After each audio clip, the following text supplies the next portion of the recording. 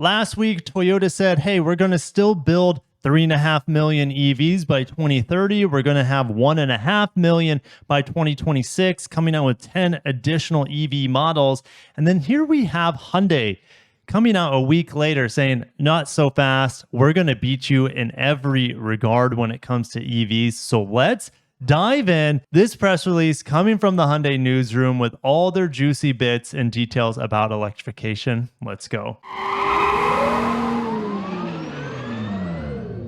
If you're excited about Hyundai and their EVs, I mean, their EVs already are fantastic. Make sure to watch my Ioniq 5 and Ioniq 6 driving impressions. And hey, this week, actually today, I am getting the Genesis GV70 electric to test drive for a week. Very excited about that because I really liked, well, not only the GV60, but I really enjoyed the G80 electric. First bullet point here, Hyundai Motor, Kia, and Hyundai Mobis to invest $24 trillion by 2030. That's 18 billion with Automotive News' one conversion. They want to be a global top 3 by 2030. Well, that won't be hard to do because Kia came out last week saying that they want to be number 4 globally by 2030, and then Hyundai number 5. So between the two of them, of course, they would be in that number 3 spot, I think behind probably Tesla and General Motors. I guess that's my guess, or maybe even Volkswagen. And Hyundai Motor Group wants to promote win-win activities with partners, including suppliers, and foster competitiveness in the auto parts industry. And I just made a separate video today talking about how Toyota's supplier Denso is also changing their top leader in order to weather electrification much better for the company and the companies they supply, like Toyota. Going over the Korea newsroom, this is just updated. April 11th, Kia starts building facility for purpose-built electric vehicles. And at that plant, they'll have the capacity for 150,000 electric purpose-built vehicles. And the mass production of these vehicles will start in the second half of 2025. And when I'm looking at these vehicles, I'm thinking good luck, Canoo. And I know Canoo's shares have been going up as of recent. I think they just finally nailed down a plant in Texas, if I remember right. But like, this looks like a Canoo style vehicle. And here's the thing, I believe much more in Kia's ability to pump out tons of EVs and purpose-built vehicles over someone like a startup like Canoo. I think the age of startups is fizzling out. Tesla has no problem continuing forward, but Rivian and Lucid, the other two strong EV startups, I think still have a lot of rough seas ahead of them. All right, in terms of volume, the Hyundai Motor Group will have in Korea producing over 1.5 million units for the global volume by 2030. And the total global volume by 2030 will be over 3.6 million units. So Toyota says, hey, 2030, 3.5.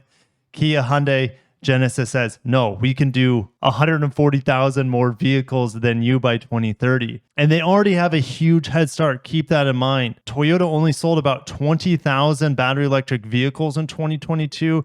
I don't know how many Hyundai and Kia and Genesis sold combined, but it was multiple times more than that. Now, we talked about Kia's new plant to produce purpose-built vehicles, but they're also expanding the existing EV lines at plants in order to expand the production capacity of EVs. So they're investing, of course, heavily in research and development, and it's pretty vague here, but they just says developing a platform for next-generation EVs, expanding product lineups, developing core parts and advanced technologies, and establishing research facilities. It will also promote technology development with its partners. The group plans to sequentially develop dedicated platforms for each vehicle class under the integrated modular architecture system, including the EM platform designed exclusively for passenger EVs, which will be introduced in 2025.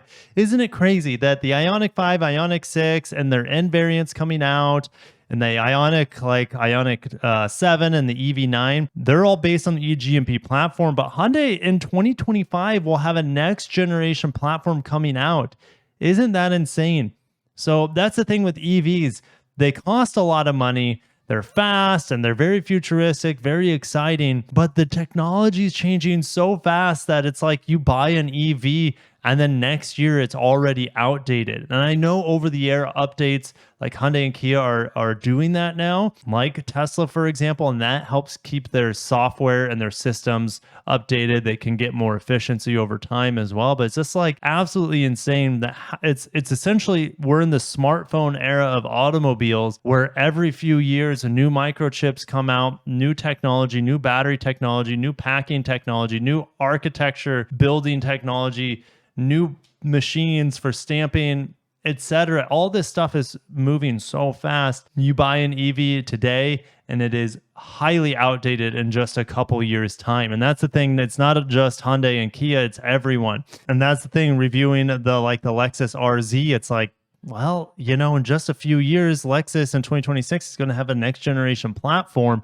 putting this thing in the Stone Age. So if you have the ability to wait, probably by 2030, there's going to be so much better infrastructure. There's going to be so much better range out there. There's going to be so much better, faster charging capabilities.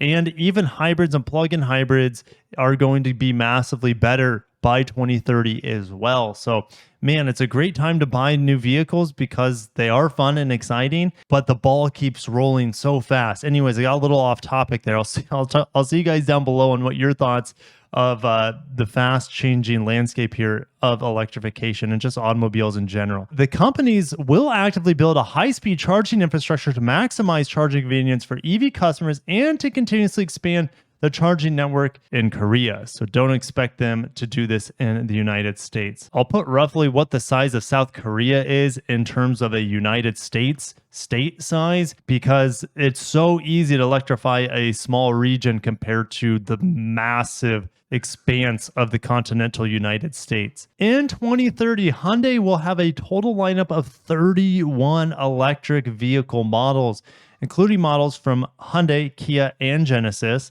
And Kia will launch the EV9, the first three-row electric seat flagship SUV this year, and Hyundai plans to launch the Ioniq 7 next year in 2024. This is quite interesting because we know that the suppliers are struggling because raw material costs are going up so much, but Hyundai Motor Group is going to share cost burdens with its suppliers on the fluctuation of raw materials and reflect those changes in the prices of goods provided. So that means our cars are going to get more expensive from the Koreans.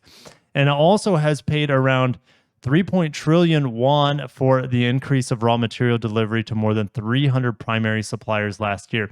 They're not the only ones doing this. I believe Toyota, and there might be other OEMs doing this for their suppliers as well, but I know Toyota for sure is doing this as well with their suppliers. And they're letting suppliers who make internal combustion only parts, they're letting them borrow money from Hyundai at a low interest rate so they can switch their parts essentially to eco-friendly or electrified vehicle platform parts. So if Toyota is not doing this, they can take a page out of Hyundai's book and be a good steward essentially. Instead of letting those companies die just because they don't produce parts in the electrification era, it's giving them a low interest loan so they can stomach the cost of switching over. Out of all the companies making EVs right now, that's not Tesla, like Hyundai has it figured out. They have a fast charging system.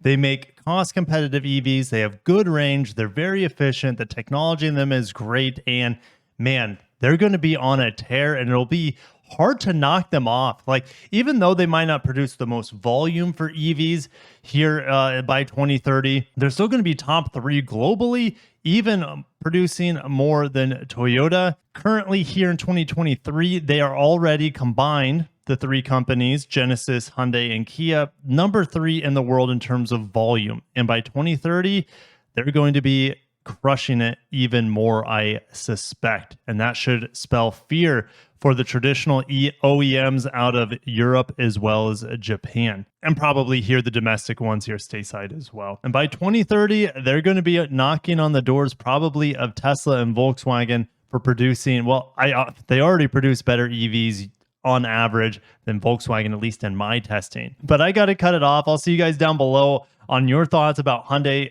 kicking butt, taking names, and investing $18 billion into making their EVs just as good as everyone else's, if not better, by 2030. Thank you for watching. And if you made it this far, hit the like button. I appreciate that so much. Make sure you subscribe if I haven't said that already. And I'll catch you guys in the next one. Peace.